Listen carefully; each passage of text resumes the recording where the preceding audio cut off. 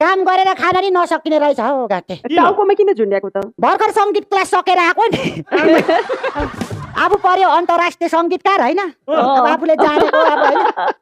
ठुलो निकायमा अन्तर्राष्ट्रिय सङ्गीतकार राष्ट्रिय त जो पनि हुन्छ नि, भएपछि अन्तर्राष्ट्रिय नै भइदिँदैन होइन सङ्गीतकार पनि।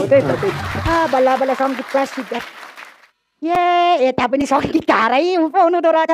सर नमस्कार है। नमस्कार गर्नु पाएको छैन, मुख मिथ्याएर के साह्रो सङ्गीतकारको भेट। दादा भनेको सधैँ स्मार्ट, सधैँ उस्तै, सधैँ जोसिलो, सधैँ फुर्तिलो, सदाबहार। भन्न पर्दैन, गीतहरू पुरस्कार लागिसक्यो मान्छे जस्तोको तस्तै यो।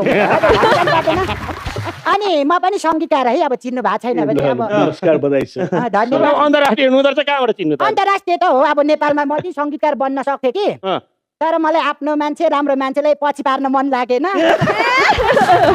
त्यही भएर मैले चाहिँ अब विदेशीहरू गीतहरूमा चाहिँ सङ्गीत भएर